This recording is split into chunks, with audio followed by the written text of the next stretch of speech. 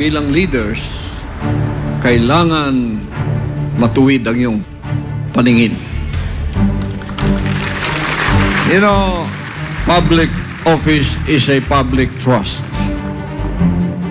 Public office is a public trust means that a leader has been entrusted with public power by the people, and as an officer, he holds this power in trust to be used only for the benefit of the people, and never for the benefit of himself or of a few. He must safeguard the interest of the nation.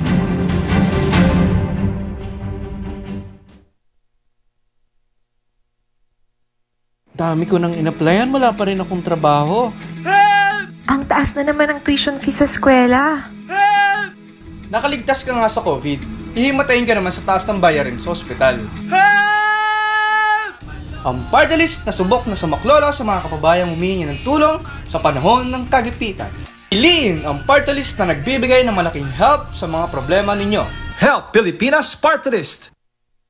Kung leader ka, talagang dapat tumpak ang ginagawa mo, lalo na sa pagsugpo ng kasamaan. Leaders should not be a terror to good conduct and should protect its citizens by instituting systems of fairness and equality. Leaders should not be a terror to good conduct. Proverbs 17:15, he that justifieth the wicked and he that condemneth the just, even they both are abomination to the Lord. The views and opinions expressed by the program host do not necessarily state or reflect the official views and position of Sunshine Radio DZR 1026 Manila, Suarosug Media Corporation, and Sunshine Media Network International. Para sa Diyos at ang Pilipinas nating mahal, kailangan yung tayuan yung prinsipyo. Kailangan nandudong ka lagi sa tama. Para ito sa mga tunay na lalaban para sa bayan. Pagkamali, banatan. Pero pag tama naman, palakpakan natin. Yan ang Banateros, walang inuurungan. Pag tama, palakpakan. Pag mali, ay babanatan. Yan ang Banateros, boses ng ordinaryong Pilipino. Banateros ay walang makakaawan. Yan ang Banateros, walang inuurungan. Pag tama, palakpakan. Pag mali, ay babanatan. Yan ang Banateros, boses ng ordinaryong Pilipino. Banateros ay walang makakaawan.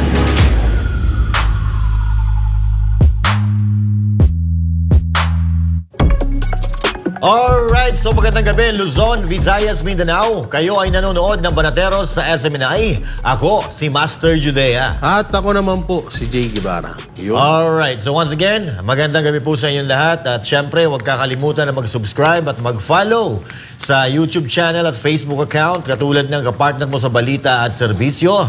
At syempre, facebook.com Banateros Official. At nandyan din ang youtube.com DZAR 1026 News, rumble.com, SMNI News, at syempre kay Master Judea YouTube channel, Jay Guevara YouTube channel, Coach Oli, Boss Dada, at Banat Bay. At syempre, kasama natin si Jay Guevara. Jay, kumustahin mo muna yung mga kababayan natin. Hoy, kamusta dyan mga netizen at kamusta sa mga ibang mga vlogger dyan? May mga kaso na rin ba kayo? Kamusta? Batiin muna natin yung mga, siyempre yung mga tagahanga ni Jay Guevara, tagahanga ni Master Judea, tagahanga ng Banateros. Magandang gabi po sa inyong lahat at siyempre sa mga kaibigan natin, mga pamilya natin na nanonood sa atin ngayon. Magandang gabi po sa inyong lahat. At siyempre sa mga kababayan natin na patuloy na sumusuporta sa SMNI, sumusuporta sa Banateros, maraming salamat po sa inyo. At breaking news. Breaking news na ba agad tayo? Banat Bay, kumusta ka na dyan? Breaking news. Isa na naman po. Isa na namang Banateros ang nadagdagan na naman ng panibagong kaso. Naku po, wala na tayo. Anong gagawin na natin? Magtanim na lang tayo ng kamote. Akala ko si Cinderella. Si Cinderella ba yun? Yung may 7 dwarfs? Si Snow White. Si Snow White. Akala ko si Snow White lang may 7 dwarfs. Oh, si Banat Bay may 7 dwarfs na. Pampitong kaso na to. Grabe, no? But anyway, natatawa-tawa lang tayo, Jay, no? Natatawa-tawa lang tayo. Pero at the same time, tayo ay nababahala. Kasi wala namang nangyayaring ganito sa mga nagdaang panahon, sa mga politiko, di ba? Marami ang nagpapahayag ng kanilang saloobin, pero ang natatandaan ko lang na nagkaso sa mga vlogger ay si Kiko Pangilinan. Oo. Pero ngayon...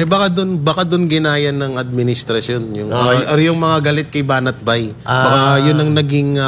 motivation nila. Yung ginagawa ni Kiko. Yun ang parang sinusundan nila. Kumbaga, playbook, ika nga. Kasi, eto maliban sa 6 na kaso ni Banat Bay, may libel dyan, may sedition, tapos may libel na naman ata. Kay galing dito sa tumatakbong mayor dyan sa Maynila. Ano ba naman itong mga... Mayor ba? Mayor din ba tinatakbo? Oo, tumatakbong mayor sa Maynila. Oo. Yung ba yung yung ano, di ba? Confirm ko lang, yun yung may girlfriend na artista. Nahuling nandaya daw sa... Nandaya ba? Sa New York. Nandaya ba yun? Di ko alam, pero yun ang bali-balita eh. May sinalihan doon na sa New York. Marathon. Tapos nandaya. New York City Marathon. At isa pa, may isa pang issue yan, yung... sa scam daw. Yung mga tinatawag na sinasabi kasi ng karamihan, yung mga ano ba yun? Telemarketer ba yun? Oo. Telemarketer o yung mga nagbebenta ng produkto kapalit ang yung mga sanga-sanga, ano ba tawag doon? Nakalimutan ko rin. Pero yun nga daw ay may halong pangi-scam. Pero yun naman ay bali-balita lang. Bali-balita lang. Bali-balita lang yan.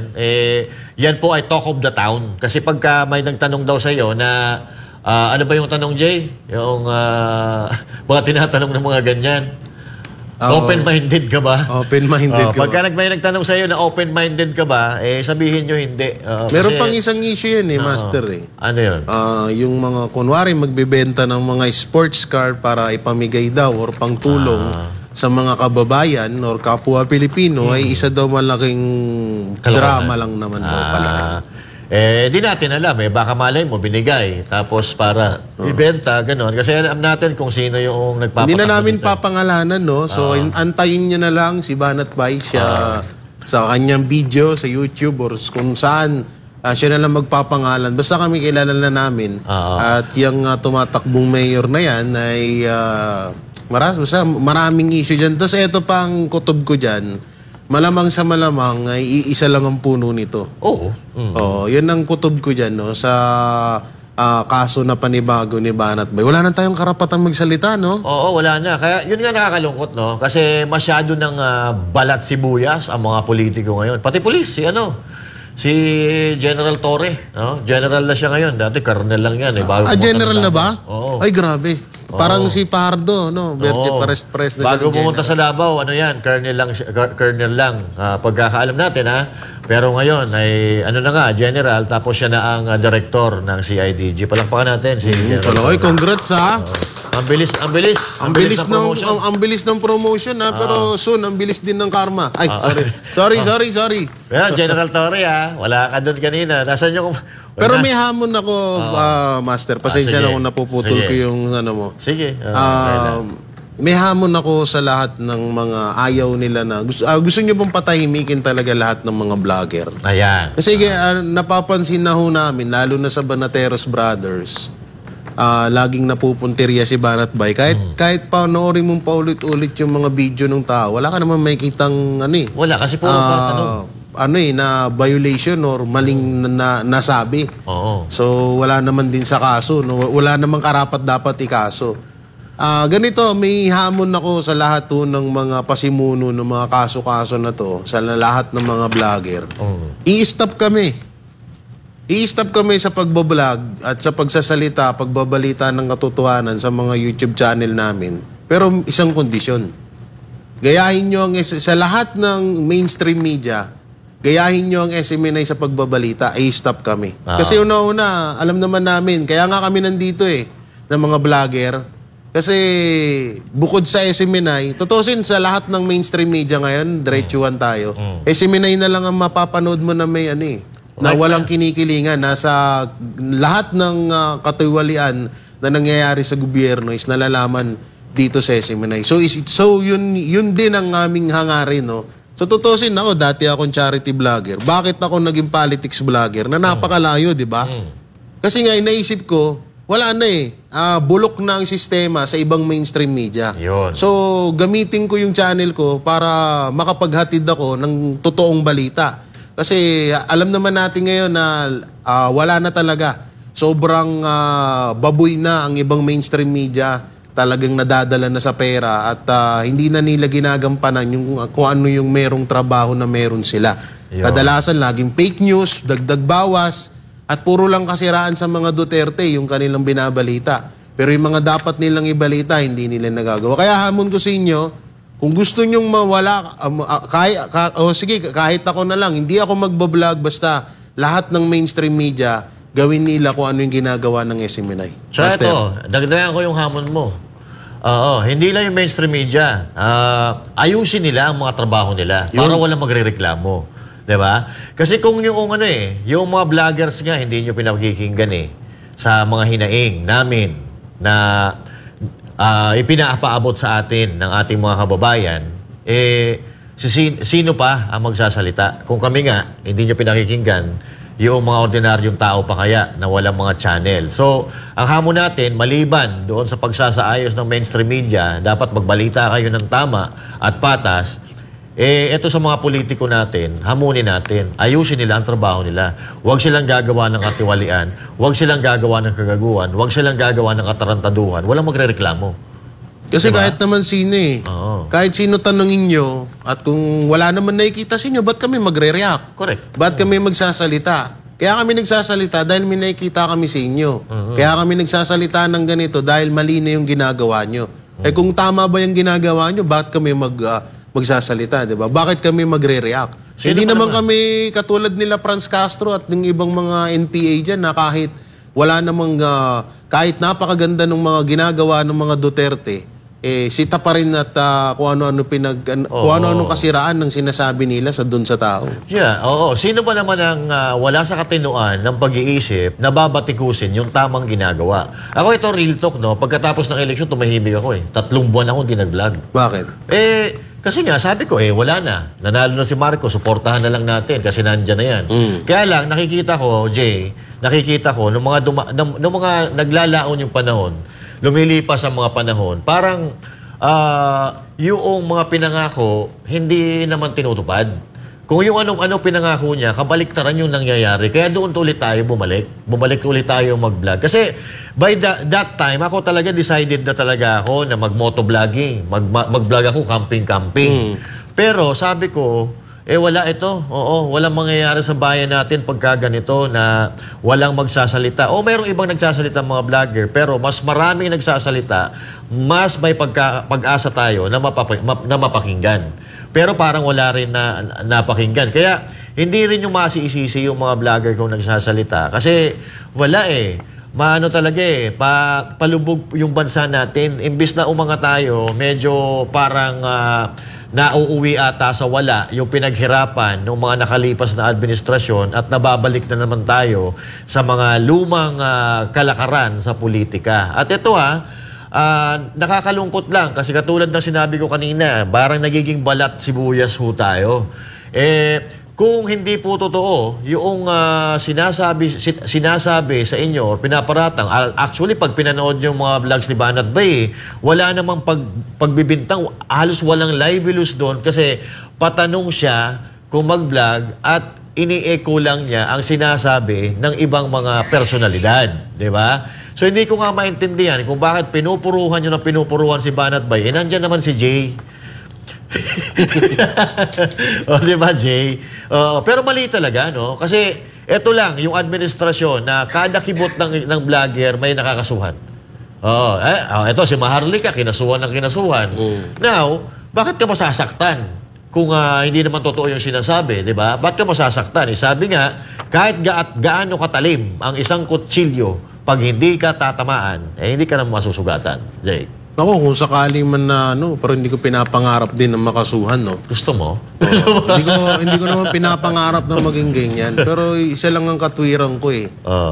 Ako, wala ko sa lahat ng sinabi ko, sa lahat ng social media platform ko, wala akong pinagsisihan. Lahat yun kaya kong panindigan hanggang sa kamatayan ko. Yun yung pinaka doon. Kaya dito sa mga politiko na to, na mga balat sibuyas, kung ayaw nyong masita, gumawa kayo ng maayos. At ayun ito yung napaka-totoong halimbawa na kaya sila nagsasampa ng kaso sa mga vloggers, especially to Banatbay. Kasi doon ay napapatunayan ng mga vloggers na totoo nga yung mga issue na tumutubo sa mga pangalan nila. Kaya siguro nagagalit din to, katulad nung yung isang congressman na nagtanong lang naman si Banatbay kung totoo ba yung ganito ganyan. May kaso. Kinasuhan agad si Banatbay. So ibig sabihin, totoo nga. Kasi ayaw nilang malaman ng ibang mga netizen kung ano yung mga kabulastugan na meron sila. Yun. So sa akin naman ito lang yan, ganito lang yan. Kasi kanina, may parang hearing, hindi dumating yung complainant. So dumating si Banatbay, tapos yung the rest ng mga kinasuhan, nandun po sila lahat. Pero yung complainant po wala. So sa tingin ko dito, gusto lang po nilang mag-abala. Ayan sila ka-Eric, si Banatbay. Kanina. Si Atty. Torion, si Brother Carlo Catiel. Nagpunta sila doon sa korte. Pero yung complainant, hindi po dumating. Wala. Oo. So ano ibig sabihin nito? Para sa akin, kung hindi darating ang complainant, nangaabala lang ito. Nangaabala at gusto lang bigyan ng leksyon or takutin yung mga vloggers or kung sino man na kinakasuhan nila para di na magsalita. Pero sa tingin ko, si Ka-Eric, si Doc Lorraine Badoy, si Banatbay, mapapatigil mo magsalita. Habang kinakasuhan yan, baka lalong manggagalain, lalong magsasalita yan. Kasi, eto sa pagkakaalam ko pagka 3 beses, 3 hearing na hindi uma-attend ng complainant, ito lang sa pagkakaalam ko, correct me if I'm wrong Hindi, wag mo na sabihin, baka malaman ni Tore. Baka hindi niya rin alam yan wag mo na sabihin. Kasi baka, sorry master, kasi baka mamaya, hindi niya alam yan. Kasi may mga ganun wala, malalaman na magre-research na rin, nakit napanood ka na yari ka, bukas may kaso so anyway, yun po, sana naman doon sa mga politiko, maging patas po tayo. Pare-paras tayo nagbabanatan. May vlogger kayo. May vlogger yung kalaban ninyo. Di yung mga vlogger dapat, yun ang pinababayaan na natin yun May mga vloggers naman kayo Bakit kayo umaray, di ba? Kung hindi totoo, sagutin nyo naman. Wala namang problema dun Pakitaan nyo kami ng ebidensya, pakitaan nyo kami ng proof na talagang ganito. Kasi ang problema sa inyo kapag tinatanong kayo, ewan ko kung bakit nasasaktan. Pag tinatanong lang naman, bakit nasasaktan? Tinatanungin ka kung ganito ganyan, tapos kakasuhan. Bakit? Kaya hindi alam mo kung saan talaga nagmula itong mga ganito. Yung magtatanong ka, tapos magugulat ka, may kaso ka na. Sa right med. Kasi bakit? Huwag daw mahiyang magtanong Huwag mahiyang magtanong. Tayo naman, tanong ng tanong, kaso naman tayo ng kaso. Ito naman si Tita si Tita Susan kasi Susan na yung kaya tuloy sa susunod huwag tayo magtatanong Huwag na mag-right. Kasi marami ng nag-start kay Ka-Eric and Doc Lorraine Badoy na nagtanong sila about sa 500 billion di umano na budget ng ni Speaker Prime Minister Martin Romualdez, diba? So doon ay yung una. Pangalawa, yung mga SMNI Angkor na itong SMNI. So tinanggalan din ng franchise sa at may mga kinasuhan ng mga Angkor. Tapos pangatlo si Banatbay. Hanggang sa sunod-sunod na kay Banatbay, umabot na ng 7. Pang-7 na ngayon yung kaso ni Banatbay, So, Banatbay, relax ka lang. Relax ka lang. At nandito ang buong Banateros para sa'yo. Hindi ka namin iiwan. Mapasahihin ka basta ikaw lang sumalo lahat ng kaso. Salamat. Hindi baka sabihin nila umaaray si Banatbay. Ay, hindi Natutusin nga. Sabi ko sa kanya kanina, Bay, pwede ko ba i-topic to? Sabi niya, wag na. Hindi ko naman pinapansin yung mga yan. Wala lang. Kaya kala lang siguro, matatakas si Banat Bay. Si Banat Bay yung taong pagkaganyan, pagka tinakot mo ng tinakot, lalo yung yan nga sinasabi ng mga ni Max Alvarado. Yan ang gusto ko, yung lumalaban. Wow. But anyway, sana naman yung mga politiko natin dyan na medyo balat sibuyas, mga paklaba kayo. Pasensya na kasi medyo nawawala na ho tayo panahon sa nyo hulog, no? Dapat nakapokus po tayo doon sa inyong mga plataforma. But anyway, panahon nyo ngayon, may panahon din kami. Panahon lang yan. Ngayon, panahon nyo, darating din yung panahon namin. Kita-kits tayo doon. Pero gusto nyo bang malaman kung sino si Mary Grace Piatos? Anak ng tokwa talaga. Etong mga Pulawan, Piglawan, Dilawan. Tuwang-tuwa sila dyan kay Mary Jane Piatos. Tayo tuwang-tuwa rin sa mga content nila kasi nagbumuha silang tanga. Sino ba? Piatos. Eto may paliwanag ang isang dating abogado ng Presidente ng Pilipinas sa issue ng pinaghahanap na si Mary Grace Piatos. Si MJ Mondihar sa report. May 1 milyong pisong pabuya ang Kamara para sa makapagtuturo sa kinaroroonan ni Mary Grace Piatos, ang taong pumirma sa karabihan ng acknowledgement receipts sa confidential funds ng Office of the Vice President. Bahagi yan ng investigasyon ng mababang kapulungan sa confidential funds na tanggapan ni Vice President Sara Duterte. Sa katunayan, ipinahanap na itong si Piatos sa NBI at PNP. Pero ayon sa Philippine Statistics Authority, wala namang nakarehistrong Mary Grace Piatos sa kanilang database. Para kay former Presidential Legal Counsel Salvador Panelo, maaaring sinadya ang paggamit ng pangalang Mary Grace Piatos na wala sa alinmang government database. Ito, MJ, ang mga hindi gumagamit ng utak. Sa tingin mo ba, kung ikaw, MJ, ako ang gobyerno, kinuha kita, bibigyan kita ng pera para bigyan mo ko ng impormasyon sa kalaban ng Estado. Ikaw ba tatanggap ka ng pera, ilalagay mo pangalan mo? Hindi. Kasi sigurado patay ka. Laglag ka. Patay, hindi lang papatayin ka ng mga isinuka mong impormasyon laban sa Estado. Sabi pa ni Panelo, pinoprotektahan ng Estado ang identity o pagkakakilanlan ng kanilang informants, pati ang kanilang mga asset. Kaya hindi na ito nagtataka pa kung bakit may ganoon mang hakbang ang OVP. Kaya Mary Grace Piatos talagang iyan ang ilalagay. Iba-iba, di ba? Ang dami sinasabing mga peking pangalan. Natural. Hindi nyo ginagamit sentido común nyo Confidential funds nga Batay sa karanasan ni Panelo sa Duterte administration, mahalaga ang anonymity sa larangan ng surveillance at intel operations. Git din ito na kaya gumastos ng gobyerno ng milyong-milyong pondo sa maikling panahon kapag national security na ang pinag-uusapan. At prerogative ng OVP kung paano nito gagamitin ang confidential funds laban sa mga kalaban ng Estado. Kukuha ka ng impormasyon sa mga kalaban. Kanino mo kukunin yan? Hindi sa ordinaryong tao. Walang alam yan. Kukunin mo yan doon mismo sa loob ng kalaban. O kaya sa mga kakampi ng kalaban, may access. So, kukuha ka ng impormasyon. Hindi bibigay siya ng libre. Kukunin mo yan sa pamamagitan ng pagbayad sa kanila. Isa sa mga kalaban ng Estado ang teroristang grupong CPP, NPA, NDF at kapuna-puna na mga tinaguri ang legal front nito sa Kongreso o ang Makabayan Bloc, ang mga party list na Gabriela, Bayan Muna, Ag Teachers at Kabataan na naunang tinukoy ni dating Pangulo Rodrigo Duterte na mga kalaban ng pamahalaan. Ang siya naghain ngayon ng impeachment case laban kay VP Sara Duterte gamit ang issue ng confidential funds. Para sa Diyos, sa Pilipinas kong mahal, MJ Mondeha, SMNI News. Okay, so yun na nga, tama yung sinabi ni Atty. Panelo, mga TANGA talaga. Pasensya na ho kayo, Atty. Panelo, yun po talaga yung inabot ng kanilang mga pag-uutang. Kahit naman ako, kung magbubuga ako ng impormasyon, lalo na kung ang involved dito ay malalaking pangalan na kaya akong ipatumba, talagang hindi ko ibibigay ang aking pangalan. Dahil unang-una, yan po ay confidential funds. So, ibig sabihin, pag confidential, wala dapat nakakaalam.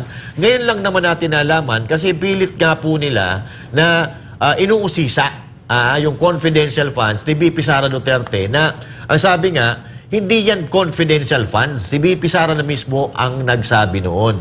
So, kaya confidential funds, kasi confidential, wala dapat nakakaalam. Alam nyo kung bakit? Kasi malalagay sa alanganin ang seguridad, security ng ating bansa at security ng mga tao na nagbibigay ng impormasyon sa ating mga uniformed men, sa ating mga sundalo, sa ating mga kapulisan. Kaya nga, hindi ko maintindihan talaga kung bakit gustong-gusto nilang malaman itong kung saan ginagastos o sino pinagbibigyan ng confidential funds na ikakapahamak nga ito ng buong bansa, ng seguridad ng ating bansa. Now, ito, paulit-ulit natin sinasabi regarding confidential funds. So, kung gusto nyo talaga na ayusin ang paggasta ng walang hiya, ng lintik na confidential funds na yan, o sige, simulan natin sa presidente pababa. Lahat ng mga may confidential funds mula sa presidente pababa. Kung yung barangay kagawad may confidential funds, imbestigahan po natin lahat. Kasi dito, napaghahalata talaga na wala naman kayong ibang layunin kundi pabagsakin lang si VP Sara Duterte, ang opisina ni VP Sara Duterte. Kasi kung totoo sa loob ninyo o tao sa puso nyo ang pag-iimbestiga ninyo, hindi lang si VP Sara Duterte ang iimbestigahan nyo. Bakit? Nakakasiguro ba kayo? Yan yung ibang sakay ng gobyerno napupunta sa maayos at walang nangyayaring katiwalian pagdating sa confidential funds. Ako naniniwala ako na ginagamit yan para sa ating bayan. Pero sana maging fair tayo. Kung gusto natin ng malinis at patas dito sa ating bayan, ipatas po natin yung pag-iimbestiga. Hindi yung kung sino lang gusto, ang trip nyo na imbestigahan, yun lang iimbestigahan nyo. Di ba, brother? Alam nyo, sa tutusin, simulat sa pool na pinag-usapan niyang confidential fund na yan, maling-mali na yung ginagawa nila. Kaya nga confidential no? Yeah. Ang masaklap pa dito, talagang pinanteriya nila ang confidential fund ng Vice President dahil alam naman nila, ang kagustuhan nilang mangyari dyan ay para malaman nila kung saan gagamitin yun Yun talaga yung pinaka-purpose niya kasi may plano nga sila na ganito yung gagawin nila sa mga Duterte. So kaya nila gustong malaman kung saan ba gagamitin yan, kung kanino ba gagamitin yan. Pero ito yung tanong, bakit hindi na pag-uusapan ng confidential fund ng Pangulo? Kasi malay din natin dun Malay natin na yung confidential fund pala ng Pangulo yun pala yung gagamitin para para kay Vice President Sara Duterte. Di natin kasi, alam. Malay natin. May may sinabi si VP Sara, di ba? May threat si VP Sara na pag pinatay nila ako, patayin mo din si ganito, si ganyan. So malay natin, yung confidential fund pala ng presidente, kay VP Sara pala gagamitin. So dapat, kung question nyo ang confidential fund ng Vice President, idamay nyo lahat. Pati sa President, pati nga dyan kung may confidential pen, may nagkagulo-gulo na. May confidential fund ba si Martin? Meron. Di ba? Meron din. Ulitin ko yung sinabi ko. Malay natin na yung confidential fund din ni Martin Romualdez, maaaring gamitin niya rin yung kay VP Sara. Pwedeng mangyari yun. So dapat, malay natin hindi to 100% na totoo, pero ito ay huhula lamang. Pero kung sakali man na papatuloy niyong gipitin ang confidential fund ni Vice President Sara Duterte, isama niyo yung kay Martin Romualdez at kay Marcos. Kasi baka mamaya, para pala sa ikakabagsak ng Pilipinas yung mga paggagamitan ng mga confidential fund nila. Kasi wala nga silang alam di ba? Wala silang alam Ito, yung bagyo. Yung bagyo, di alam kung anong gagawin natin. Di ba? May foreigner nga na nagsabi kay may foreigner na nagsabi kay Marcos, ang tawag sa kanya, the president, diba, may sleeping beauty, di ba? Kasi daw si sleeping government. Kasi lahat daw, lahat ng nangyayari daw sa Pilipinas, hindi niya alam. Wala siyang alam. Kasi so ibig sabihin, lagi siyang tulog. Hindi natin alam, no? Kanina, Snow White tayo. Ngayon, sleeping beauty naman. Ngayon, kung may sleeping beauty, may sleeping government or may sleeping president. Pero ito, may comment tayo Kaligwat Vlog. Jay, Master, good evening. How about sa CPP, NDF, NPA? Totoo ba kasabwat na ng gobyerno ni Marcos? Kawawa pala ang mga AFP, kalaban nila sa Kongreso na. Kasabwat ni Commander-in-Chief Martin Romualdez. Sa ano po yan, ha? Alam niyo, sarap sagutin yan. Sige, ikaw muna sumagot. Ako nagbasa eh. Kasi nung di ba, kahapon ata, may video or picture na hiniring. Miniting pala, hindi pala hiniring. Miniting ni future Prime Minister President Martin Romualdez, yung AFP, di ba? AFP na dapat ginagawa ng presidente yun or gawain ng presidente. Commander-in-Chief. Kasi Commander-in-Chief, leader ng bansa. Pero bakit ang House Speaker, wala tayo, hindi natin alam, maganda, pagbida-bida. So, yung sinasabi nito na kung kakampi na ba ng gobyerno ang CPP-NPA, obvious naman, tingnan nyo si Castro. Diba? O, tingnan nyo sila, andyan, ang dami na nila. Halos pinapaikutan na sila ng yung gobyerno ngayon, pinapaikutan na ng puro NPA. Yung dami na nila. Balik natin kay, ano ba pangalan kay sa nagtanong, yung tanong niya. Ano sa tingin mo? Kakampi ba nila? Kasi kung makikita natin, ang namamayagpag ngayon ay Makabayan Black. No? Alam naman natin kung ano yung leaning ng mga yan.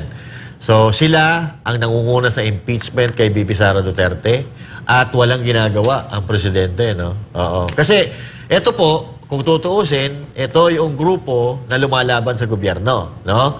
So, kung ako presidente at yung vice president ko, yung vice president ko, binabanatan or sinisira nitong mga makakaliwang grupo, pagtatanggol ko Katulad ng ginagawa ni PRRD. Si PRRD, pinagtanggol nga si Lena Robredo doon mismo sa mga gabinete niya. Pero ito, kalaban to ng gobyerno Oo, kung tutuusin, may mas malaking dahilan ang presidenteng nakaupo ngayon para pagbawalan itong mga ito na i-impeach si BP Sara Duterte kumpara kay President Duterte dati, na gabinete niya yun mismo Diba? Kaya nga yan para sa akin malaking kabubuhan talaga. Hindi, sorry sa word na kabubuhan Kasi isipin nyo, nagsalita si Marcos na tutol daw siya sa impeachment kay BP Sara.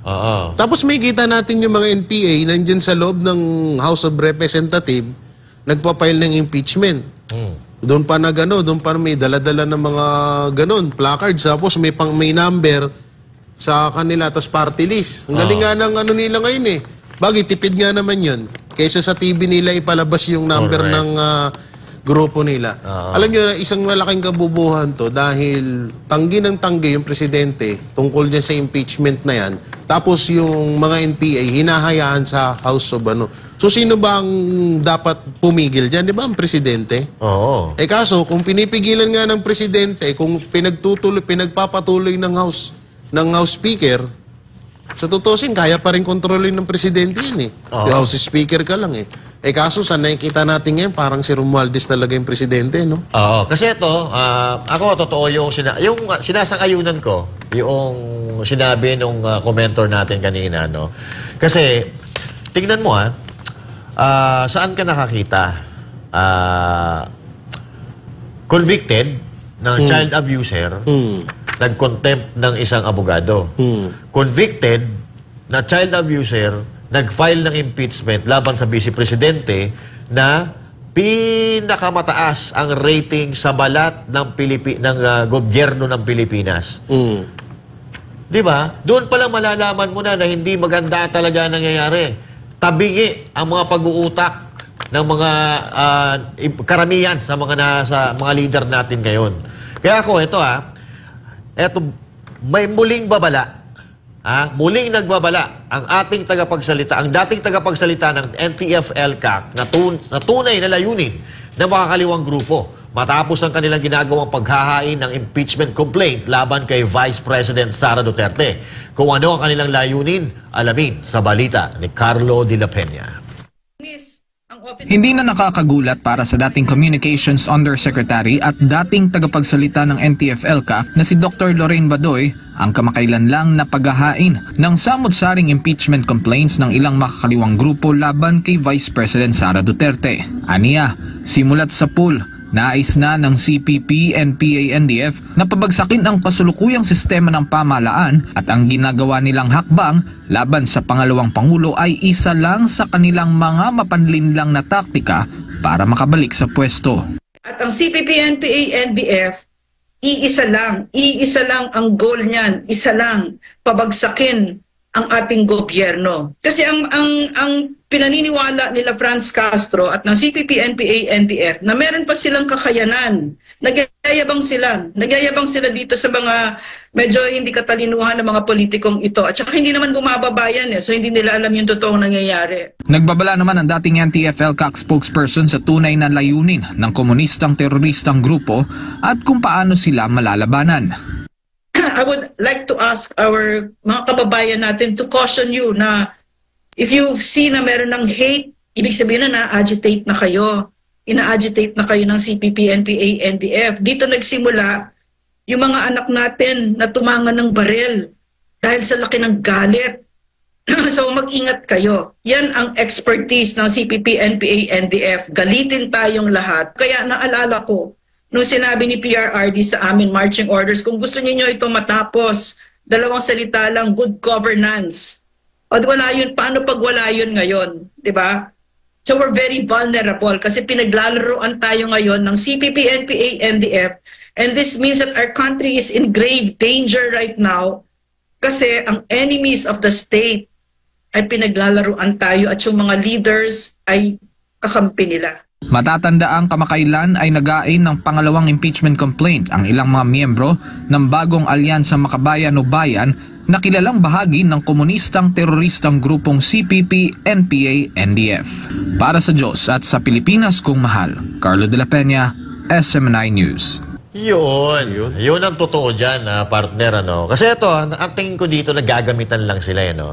Etong Makabayan Black, ginagamit nila Martin Romualdez para gibain si VP Sara Duterte. And at the same time, etong Makabayan Black, ginagamit nila yung sitwasyon para pahinain ng gobyerno. So now, kapag mahina na ang gobyerno, ngayon kasi malakas pa Malakas ang gobyerno dahil nandyan si VP Sara Duterte. Si VP Sara Duterte na hindi naman lingid sa ating kaalaman na mas pinaniniwalaan pa ng karamihan sa taong bayan kumpara sa ibang mga leader-leader dyan. So, ito yan.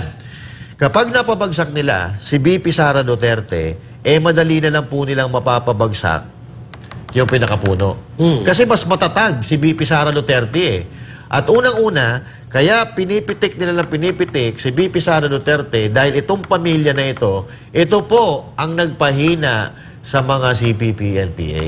Sinimulan niyan sa Davao, naging presidente ng Pilipinas si PRRD, nawala. Okay? Halos maubos na yung mga rebelde sa kabundukan dahil sa ginawang programa ng Duterte administration. Now, ito ang nakakalungkot, mga kababayan. No?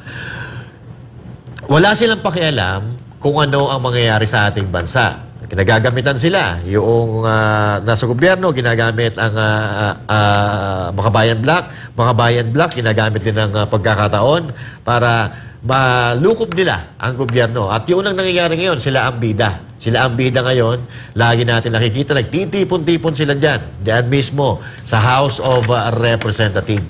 Ang nakakalungkot dito, pag may nangyaring hindi maganda, halimbawa, wag naman sana, na naging komunistang bansa ang Pilipinas, etong mga politiko natin, may mga bahay yan sa ibang bansa May bahay sila sa iba't ibang panig ng mundo at pwede silang tumalsik kahit anong oras kung magkakagulo or may mangyayaring hindi maganda sa Pilipinas. Kasi marami ng mga pera yan Yung mga politiko, lalo yung mga korap, may nalaman nga tayo na may mag-asawang politiko na may mga bahay na daw sila at mga tropa niya sa Italia.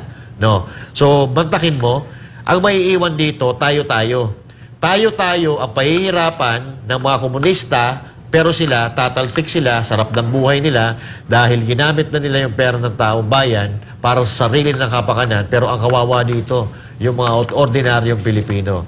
Kaya ngayon pa lang, dapat nag-iisip na po tayo, mga kababayan, kung ano po ang magandang solusyon para maampat ang panganib na susuungin ng ating bansa at ng mga Pilipino kung sakasakali na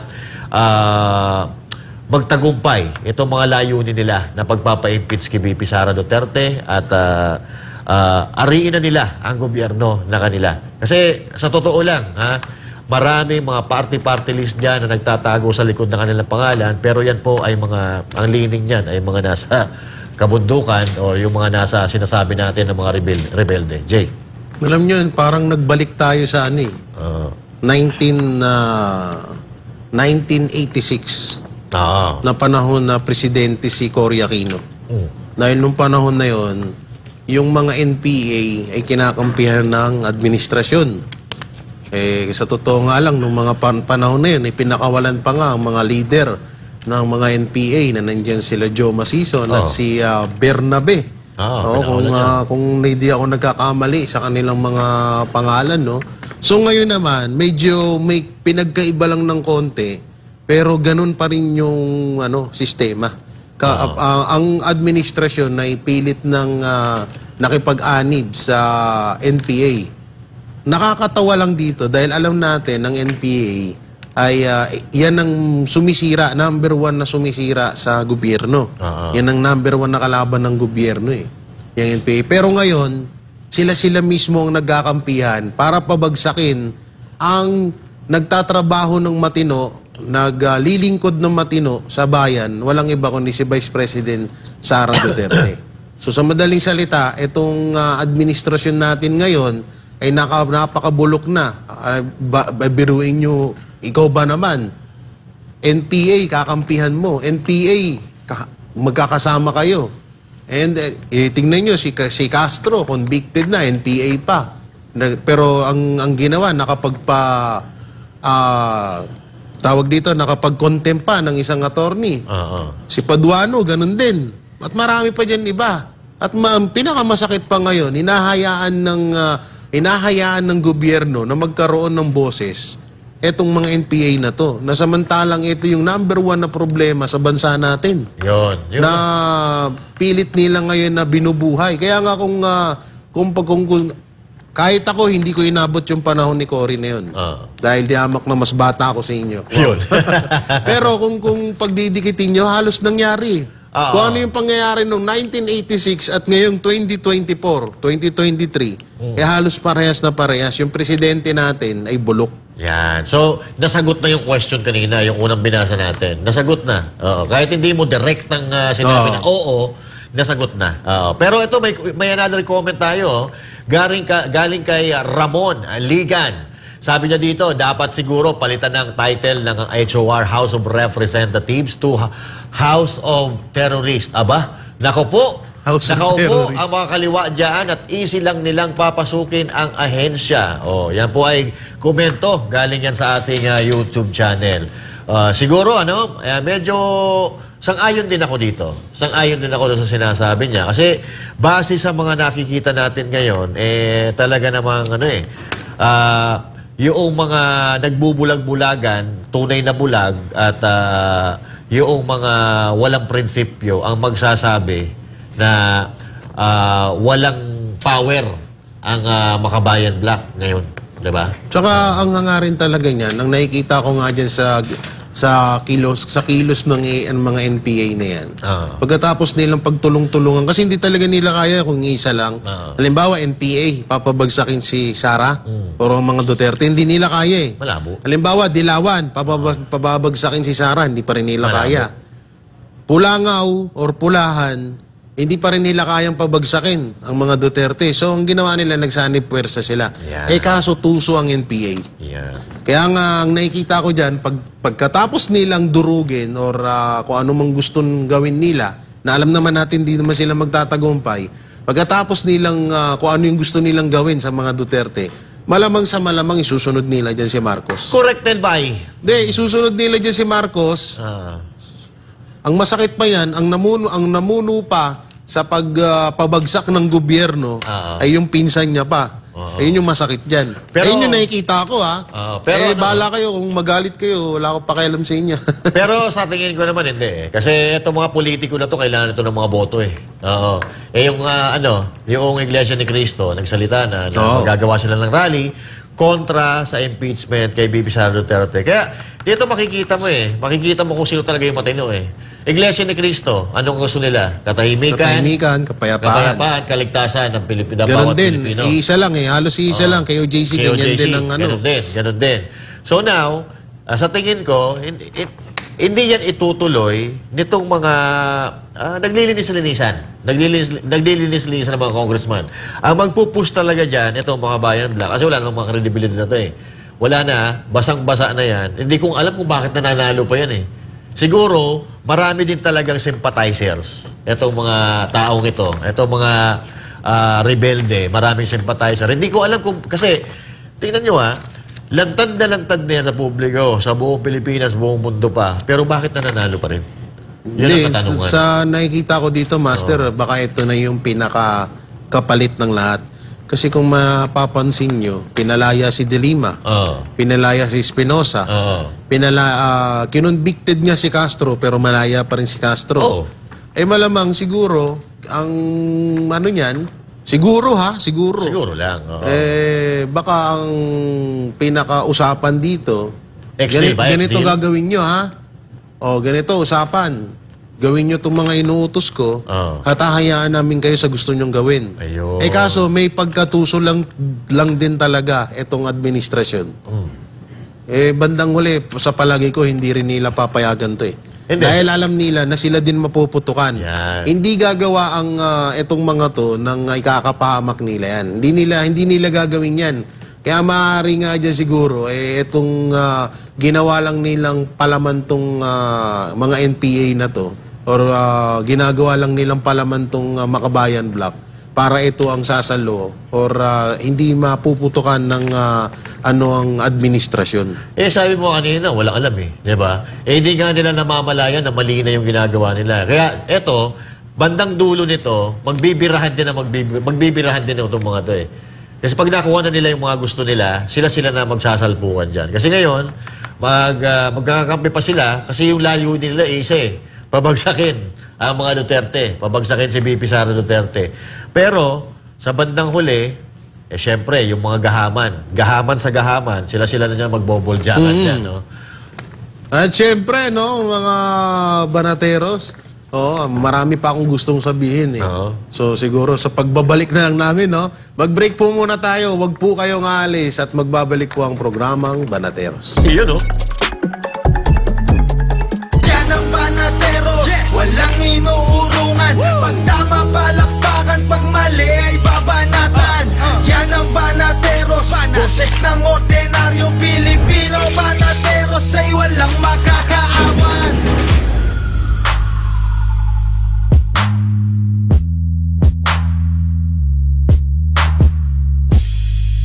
So, bilang leaders, kailangan matuwid ang iyong paningin. Public office is a public trust. Public office is a public trust means that a leader has been entrusted with public power by the people, and as an officer, he holds this power in trust to be used only for the benefit of the people and never for the benefit of himself or of a few. He must safeguard the interest of the nation.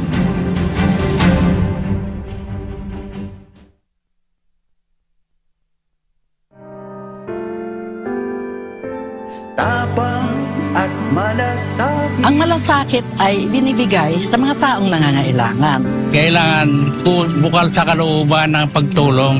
Pagbigay ng kung anong meron pa, nung kaya mo.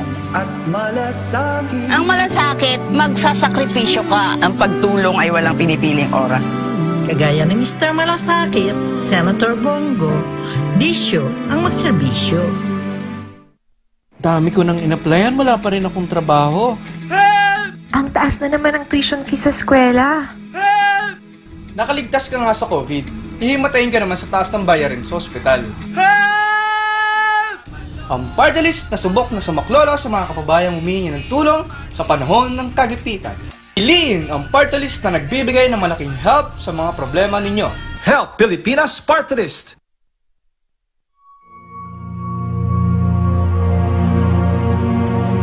You will know a nation of what kind of a leader there is.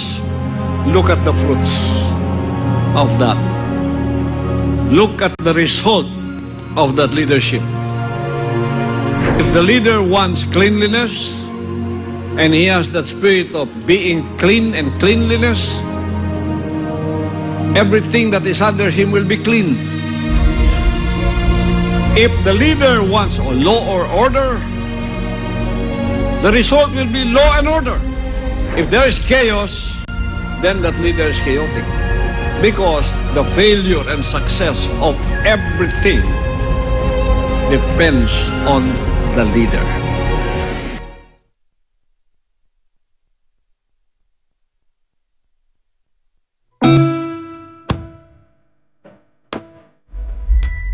Kung akong tatanungin, kahit saang aspeto, gusto ko garantisado. Petikuloso akong tao, kaya gusto ko lahat maayos at sigurado. Lahat quality, yung hindi ako makukompromiso, pero sulit ang presyo. Ganyan ang clean fuel, kaya dito, panatag ang loob ko.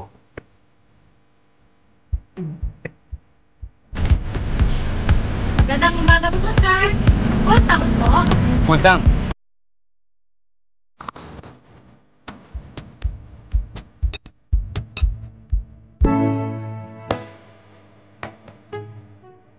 Kung gusto mo ng dekalidad na gasolina, pero sulit ang halaga, mag-clean fuel ka.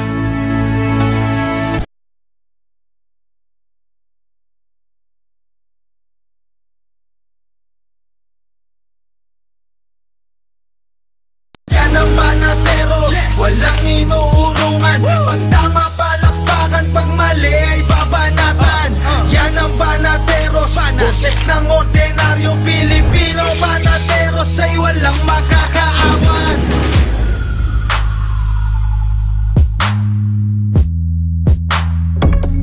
At ang pagbabalik ng Banateros. At kayo naman, okay? So, welcome back, partner. But anyway, pinag-uusapan natin kanina, bago tayo mag-break, ay yung kay Bibi Sara Duterte. Na gusto lang i-impeach. At hindi natin malaman kung ano yung mga grounds na isinasalang nila dyan. At medyo, eto, tumanggap po ng unmodified opinion ng Office of the Vice President.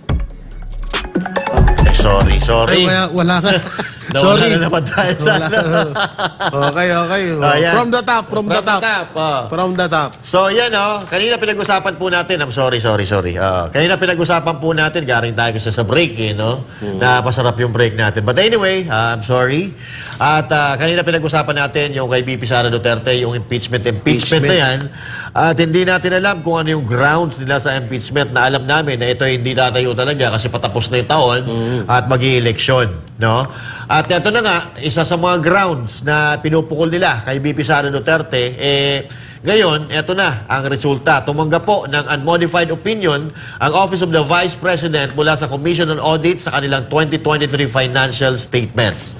At iyan ay sa kabila ng mga ipinupukol na issue na korupsyon ng mga kongresista laban sa tanggapan ni Vice President Sara Duterte. Sa report ng COA, ang mga financial statement ng OVP nila ay maayos na nagpapakita ng financial position ng nasabing tanggapan. Kabilang na rin dito ang financial performance ng OVP, statement of cash flows, statement of changes in net assets, equity, statement of comparison and budget ng aktwal na mga halaga para sa taong nagtapos, at kabilang ang buod ng mahalagang accounting policies alinsunod sa International Public Sector Accounting Standards. Yan. So, ibig sabihin nito, Partner J, clear. ang Office of the Vice President doon sa mga ipinupukol sa kanya. Kung matatandaan mo, ito yung mga iniimbestigahan dyan sa Tuadcongs. Oo. Ngayon, naglabas na, nasunog na naman sila dito. Supalpal sila dito. Kaya pala, hindi na nag-iingay ngayon yung confidential funds saka itong kay VP Sara Duterte kasi naglabas na ang COA ng report regarding po doon sa paggasta or paggamit ng pondo ng Office of the Vice President. Ito ay ang pinapaliwanag po dito ay nagampanan or naipasa ng Office of the Vice President yung kinakailangan ng mga dokumento at nagtumutugma po lahat ng mga presyo, lahat ng binitawan na pera, cash flow na tinatawag, doon sa mga resibo na ipinasa ng Office of the Vice President. So, ibig sabihin, sunog ang Quadcom. Simulat sa poll naman, alam naman na nila na ganyan naman ang mangyayari. Simulat sa poll, clear at alam naman na nila na ganyan naman talaga ang makikita ng COA dyan sa Office of the Vice President. Buti nga kamo ewan ko lang pero medyo, alam mo, sa sobrang trauma ko na sa nangyayari, minsan hindi na ako naniniwala din Kasi maaaring pwedeng palabas na naman ba to? Pwede na naman bang eto na ba yung katotohanan? Kasi ang bilis nilang baliin lahat ng yung tama kaya nilang imali. At yung mali, kayang-kaya nilang gawing tama. Pero dito, ang tanong dito, sino pa paniwalaan namin? Sino pa paniwalaan ng mga Pilipino? COA? Yung COA ba? O yung House of Representatives? Yun ang pinakatanong dyan. Kasi kung pagbabasihan mo itong dalawang na to, ako, mas maniniwala ako sa COA. Correct. Dahil mas talagang trabaho nila yun Trabaho nila yun Audit, di ba? Sila yung nag-audit ng mga na yan. So, at ano ba yung sa House, di ba? Sa tutusin. Gumawa ng batas. Gumawa ng batas lang. Hindi yung manghusga at magbigay ng hindi nila trabaho yung magpataw ng batas sa tao. Di ba? Kaya kung ako, mas mapaniwalaan ko tong COA kaysa dyan sa House of Representative na yan. At ngayon, kitang-kita, kagaya ng sinabi ko kanina, na hindi naman na napakatuso talaga ng administrasyon. Kasi, tingnan mo, hinayaan nilang magkukuda yung NPA doon sa impeachment labang kay VP Sara. Biglang nilabas to ng COA. Anong lumabas ngayon? Anong kinalabasan nila ngayon? Di napahiya sila. Pahiya sila. Ginawa silang, kagaya ng sinabi ko kanina, ginagawa lang silang palaman para... Kasi lalo na si Bongbong Marcos ano yan sala sa init, sala sa lamig. Para lang wag lang masita ng taong bayan, wag lang masisi. Master. Tama yung sinabi mo kanina na itong gobyerno natin talagang napakabilis bumawi, no. Napakabilis din nila yung mabahag, yung buntot. Kasi tulad na sinabi mo kanina, alam na nila na mangyayari ito. Kasi wala naman talaga silang mapapatunayan dito. Naglabas na ang COA ng report nila na kiniklear niya ang Office of the Vice President. Kaya nga, dito, ang hirap na nilang paniwalaan, brother Ang hirap na nilang paniwalaan. May trauma na tayo. Kasi wala pa sa mga pinangako nila ni isa ang natupad. Mula noong... kampanyahan, nung naupo sila, may mga pinangako na hindi pa rin talaga natutupad. Hanggang ngayon, wala pa rin tayong nararamdaman sa kasalukuyang gobyerno when it comes to project, when it comes to the welfare of the Filipinos. Kasi kung matatandaan natin, ang unang idinadaing ng ating mga kababayan ay yung pagmahal ng bilihin. Kahirapan, pagmahal ng bilihin, yung korupsyon, tapos ngayon droga naman. Nadadagdagan. Kaya parang sa tingin ko, ito ang dapat pagtuunan ng pansin ng gobyerno, hindi yung kakakalkal sa wala naman dapat ikakalkal sa mga Duterte dahil nagsilbi sila na maayos sa bayan. Yan ang pinagkakaabalahan ninyo. Ang pagkaabalahan po natin, yung hinaing ng mga ordinaryong Pilipino. Kasi sila VP Sara Duterte, mabubuhay yan kahit walang politika. Ang isipin natin, yung welfare o yung kalagayan ng ating mahihirap na kababayan, hindi yung mga kalaban nyo sa politika, mga lintik. Maano ko lang madugtong ko lang kasi nakaraan. Nakita ko yung bagong bukas na bridge, anong tawag doon sa Mindanao? Yung Pangil. Pangil Bay Bridge. Oo, sira na. Oo. Samantalang, kung iisipin mo, ang budget kasi noon, inadagdagan pa ng 1 billion mahigit. Yung budget ng bridge na yun. So, sa madaling salita, mas titiba yun kasi nadagdagan pa nga ng budget eh. So ngayon, may mga kumakalat sa Facebook na wala lubak-lubak na, uka-uka na yung mga kalsada. So wala talaga, grabe talaga, no? Sa tingin ko doon, partner, siguro baka minadali para mag-cutting ng ribbon, para may maipakita man lang, makapag-cut ng ribbon, tapos magkapag-sakay-sakay sa pick-up doon, na magaganon ka, na parang kunyari, ikaw yung nagpagawa noon. Yan ang resulta. Yan ang resulta ng pagmamadali, yan ang resulta ng pabida-bida, di ba? Kasi sa lahat ng ginawang proyekto or iniwang proyekto ni President Duterte, ito lang naman, yung Pangil Bridge lang naman ang medyo may problema. Tsaka na ituloy. Yung si Silex, ang ganda-ganda. Wala namang problema, ang ganda. So ito kasi, hindi pa yan tapos nang umalis si Pangulong Duterte. Yung Pangil Bridge Bay, ayun, basta yung tulay sa Mindanao. Siguro, minadali yung paggawa. Wala naman tayong ibang po pwedeng i-komento doon. Diba? Kasi ako meron pa. Sige, kasi ako, dati akong construction worker. Gumagawa ako ng bahay. At hanggang ngayon, kaya ko pa rin gawin yan. Kaso, ang pinagtataka ko kasi, ang isang kalsada kasi, pag lalot na uukaan yan, or parang nabubutasan, may lubak-lubak. Isa lang ang isa lang ang nangyaring kababalagan diyan. Kinaltasan ng budget. Yan. Kasi una-una, ang semento kasi hindi yan basta-basta nawawarak. Hindi yan basta-basta na nasisira or nalulubog pag solid ang sementong ginamit diyan. Depende na lang kung tinipid sa semento yan. Yan ang tinatawag, partner, na substandard. Kumbaga, yung semento, dapat nagagamitin mo 10 doon sa ginawang 5. Ang tawag doon, corruption. Kaya nga ito, iba't ibang hakbang kontra korupsyon ang isinulong ng tumatakbong senador na si Pastor Apollo C. Quiboloy ng Kingdom of Jesus Christ. Ang kanyang plataforma ay naglalayong tuluyang puksain ang katiwalian sa gobyerno sa pamamagitan ng Truth Commission, digitalization ng mga transaksyon at pagbalik ng death penalty para sa mga korap na opisyal. Si Val Divina Gracia magbabalita.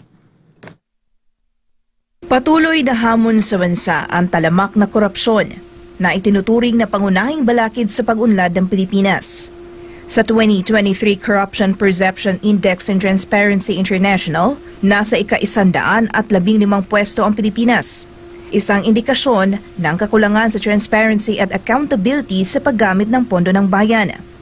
Bagamat ang Office of the Ombudsman ang pangunahing ahensya kontra katiwalian, walang independent commission na eksklusibong nakatuon sa paglaban dito. Isa sa mga pangunahing panukala ngayon ni Pastor Apollo C. Quiboloy ay ang pagbuo ng isang Anti-Corruption Commission o Truth Commission.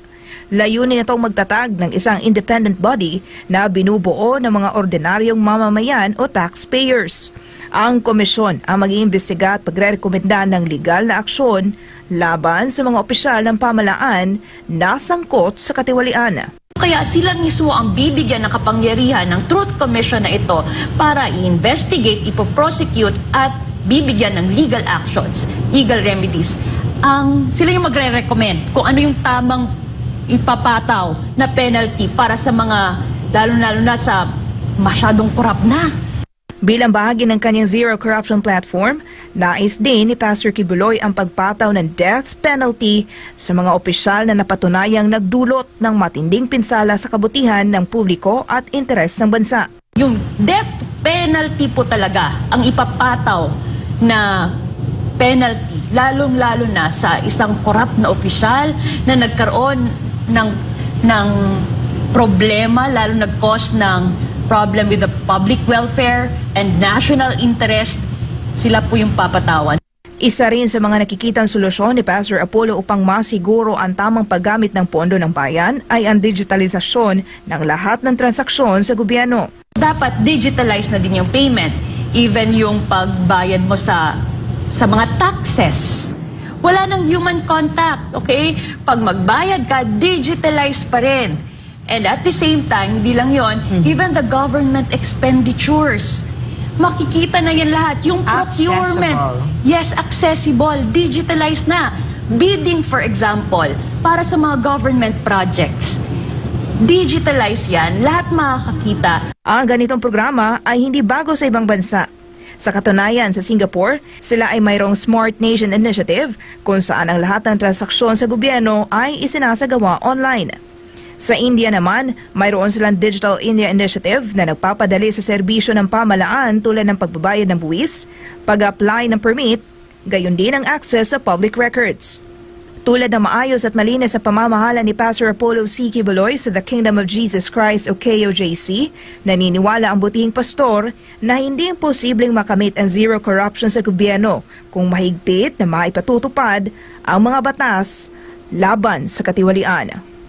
Para sa Diyos at sa Pilipinas nating mahal, ako si Val Divino Gracia, SMNI News. Alright, so ayun at ako pabor ako dyan, partner, pabor ako doon sa death penalty at ako sumasang-ayon ako at susuportahan ko yung digitalisasyon na gustong mangyari ni Pastor Apollo C. Quiboloy. Kasi pag digital na yan, wala ka ng pag-asa dyan na makapangurap. Oo. Tsaka yung mga kurap na na nagtatrabaho sa gobyerno, abay dapat lang naman na may masampulan talaga. Dapat talaga, hatulan talaga ng bitay. Kasi, kaya naman sila tumatakbo dyan Ano pinapangako nila? Tutulungan, pagandahin ang buhay ng mga Pilipino. Pagagandahin ang Pilipinas. Wawakasan ang korupsyon. Wawakasan ang kagutuman. Yung pala, sila ang magiging dahilan ng kagutuman at kahirapan ng ating mga kababayan. So, ito ay lantarang pagsisinungaling na yun Pagsisinungaling, lahat na lang, pagnanakaw, nandyan na. Kaya dapat lang na ang nagtatrabaho sa gobyerno na talaga namang nangungurap at nagpapahirap sa sambayan ng Pilipino, dapat yan inuubos na talaga Pero kung mangyayari man yan, naku po, baka konting-konti na lang ang matitirang matitinong politiko. Kasi sa tingin ko dito, hindi ito na ipapasa kasi marami ang tumututol. Marami ang tumututol dahil karamihan sa kanila mga guilty sa korupsyon. Siyempre ba naman, ikaw ba naman ipapahamak mo sarili mo? Ikaw ba naman isasalang mo yung sarili mo sa bitay? Hindi, di ba?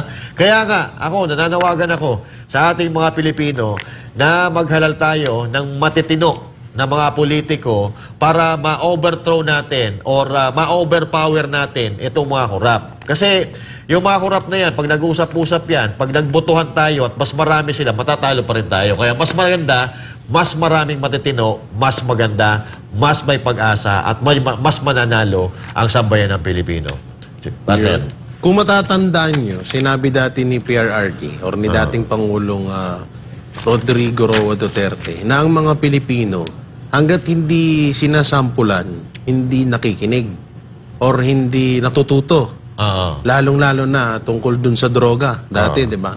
So ito, napakaganda nito na may masampulan nitong batas na to.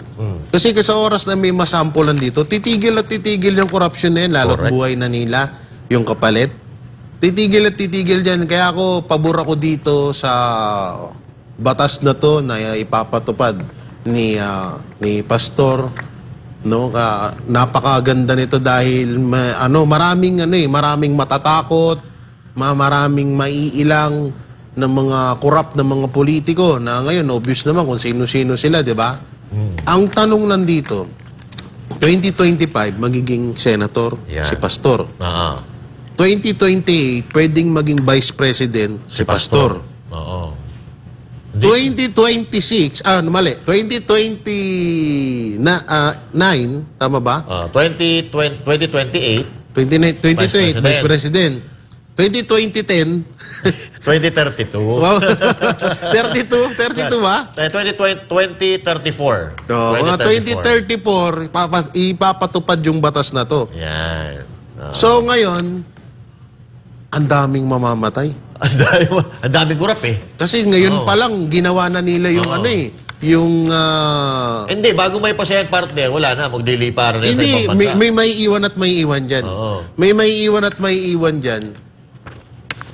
Hindi, ano lang nai-imagine ko na sobrang ang daming mamamatay na ang daming magdurusa sa death penalty ng mga korupsyon ng mga korap na politiko kasi ngayon pa lang sobra na eh. Ang laki ngayon, lahat ito, kaya nga sinasabi ko ng paulit-ulit, na lahat ng mga nangyayaring subasan na ginagawa ng ibang politiko ngayon sa gobyerno natin, sisingilin sila pagdating ng panahon. Lahat yan, babalik sa kanila yan. Kaya baka nga, ayan yung sinasabi kong karma na babalik sa kanila. Yung death penalty na yan. Yun. At ito, alam mo yung pag nag-spray ka ng insecticide, yung mga ipis naglalabasan, hindi nila alam kung saan sila pupunta eh. Ito yun eh. Ang insecticides ng mga korap na gobyerno, itong batas na ipapasa ni Pastor Apollo Sikibuloy. Pag napasa yan, tingnan natin. Para hindi nila malalaman kung saan sila tatakbo. Kasi uusigin talaga sila dyan. Uusigin talaga sila. Kaya, eto, napakaganda nitong gustong mangyari ni Pastor Apollo Kibuloy. Kasi, yung Singapore, alam nyo kung bakit yan umasenso? Umunlad ng ganyan. Kasi, ang unang-unang sinugpo, pinuksa ni Lee Kuan Yew ay yung korupsyon. Diba? Yan ang number 1 na pinuksa niya. Kaya, kung kayo hindi pa kayo nakakapunta sa Singapore, try nyo, i-research nyo kahit sa internet, kahit sa Google, i-Google nyo kung gaano kaganda ang Singapore. Mas nauna pa ang Pilipinas ng dekada kumpara sa Singapore. Pero ngayon, napag-iwanan na po tayo ng Singapore. Kung may war on drug kay PRRD, may war on corrupt kay Pastor. Ayun yung kinaganda rito eh. Kasi alam naman natin ng kinahinatnan ng war on drug ni PRRD or ng mga Duterte. Alam naman natin kung gaano talagang si Pastor ay subok na. So kaya kapanabik pa talagang sobrang na-excite ako dyan kung sakaling mapatupad yung batas na yan. At doon na siguro magkakaroon na tayo ng ginhawa sa natin. Hindi naman makakatuwa na may namatay. Pero nakakatuwa dahil nawala ang mga magnanakaw sa bayan natin. Yun ang importante, partner. Kaya nga ito napakaganda. Hindi ko alam kung bakit hindi ito naisip ng mga kasalukuyan o ng mga nagdaan nating mga politiko o ng mga politiko na nandyan ang nakaupo ng pagkatagal-tagal na panahon. Hindi nila naisip itong nagagawa o gustong gawin at naisip ni Pastor Apollo Sikibuloy. At hindi lang yan yung talagang nandoon yung consistency na tinatawag. Consistency para saan? Sa paghanap ng solusyon. Dito sa atin, sa Pilipinas, ang problema natin dito ay yung nagkakaubusan ng gubat natin, yung mga puno natin nauubos, kaya nauubos, at ang resulta niya ng pagbaha, landslide. Kaya ngayon, tuloy-tuloy din. Hindi ito yung pakitang tao na eh. Hindi ito pakitang tao dahil ito'y matagal nang ginagawa ng KOJC, ng SMNI sa pamumuno ni Pastor Apollo Kibuloy. Itong pagtatanim ng puno, paglilinis ng kapaligiran. At sa Sabado, partner, tuloy-tuloy talaga. Every Saturday talaga pala ito eh. Every Saturday, magandang yan.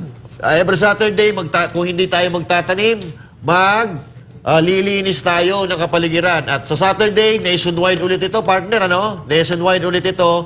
Abangan ninyo po. At babalita namin dito ang mga lugar kung saan magkakaroon ng One Tree, One Nation, tree planting na naman ngayong darating na Sabado. At sa mga gusto makiisa, sa mga nature lover na katulad ni Master Judea, tara, sumama at magbigay tayo ng solusyon para ang bansa natin ay bumangon. Yan. Baka may last message ka, partner Jay.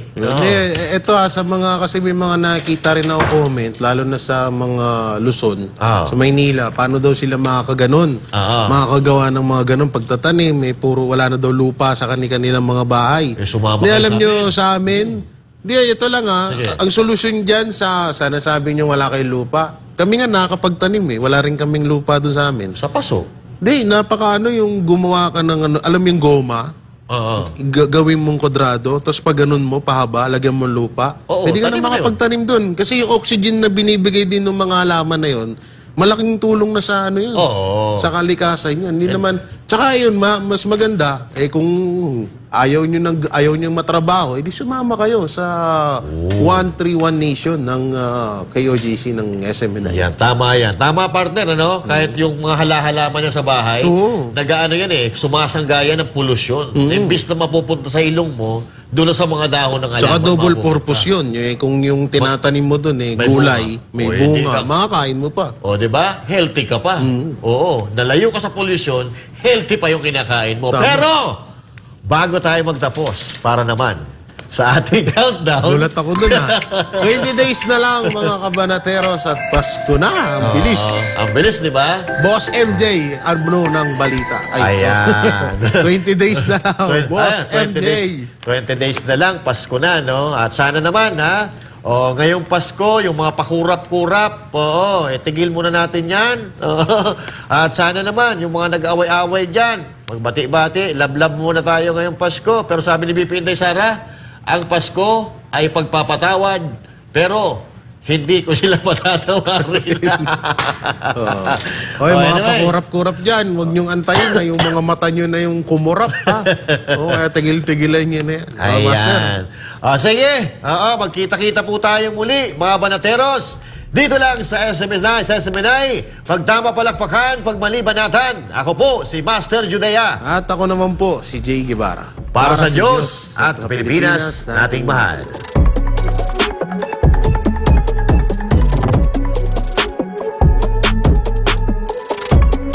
Para sa Diyos at sa Pilipinas nating mahal. Kailangan yung tayuan yung prinsipyo. Kailangan nandudong ka lagi sa tama. Para ito sa mga tunay na lalaban para sa bayan. Pagkamali, banatan. Pero pag tama naman, palakpakan natin. Yan ang banateros, walang inuurungan. Pag tama, palakpakan. Pag mali ay babanatan. Yan ang banateros, boses ng ordinaryong Pilipino. Banateros ay walang makakaawan. Yan ang banateros, walang inuurungan. Pag tama, palakpakan. Pag mali ay babanatan.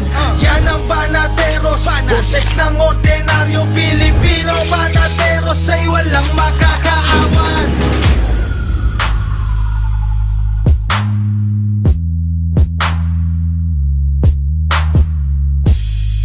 So, bilang leaders, kailangan matuwid ang iyong paningin. You know, public office is a public trust. Public office is a public trust means that a leader has been entrusted with public power by the people, and as an officer, he holds this power in trust to be used only for the benefit of the people and never for the benefit of himself or of a few. He must safeguard the interest of the nation.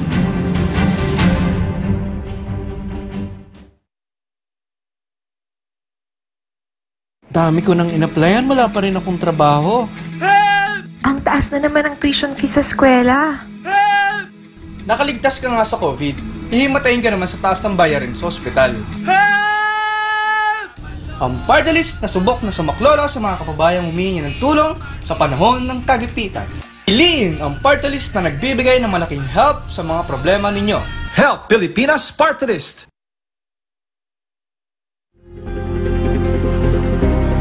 Alalahanin ninyo, ako at ang buong kabansang karya is for nation building.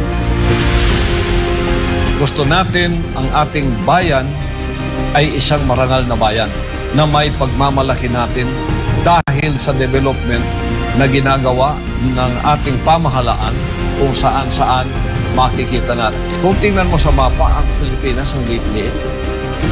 Di ba? Tapos ganito, wala pang development na ganito. Kung ako gagawa ng highway from the northmost part of Luzon to Jolo, kukunik ko yan. Tapos connection pa ganon, connection pa ganon, connection pa ganon. Lahat ng islands, pwede mong sasakyan lang, madaanan mo, may highway. Oh, mahirap yun? Hindi. Bakit mahirap? Isipin mo lang at gawing plano, hindi mahirap.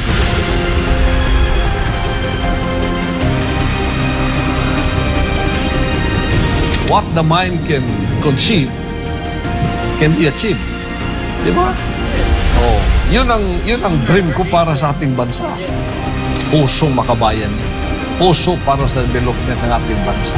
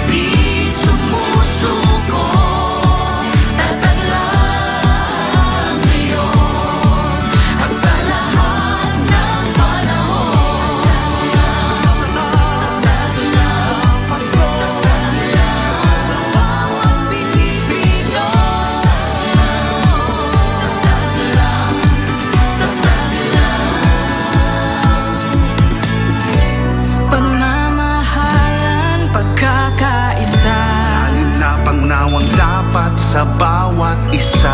Ako, ikaw ay Pilipino, magkaisa tayo. Pasko, sa bawat Pilipino, pagmamahal sa Diyos at kapwa, umaalap sa ating puso. Di natitinag, di sumusuko.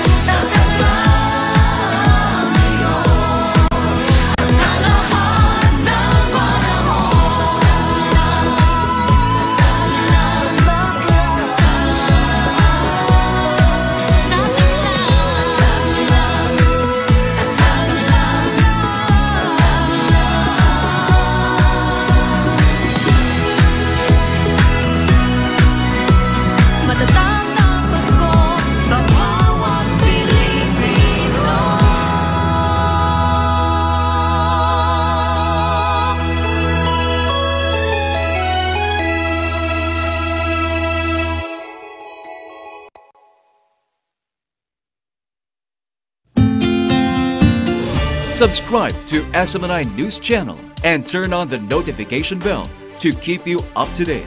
Also visit our official social media accounts and join our community on Viber and Telegram.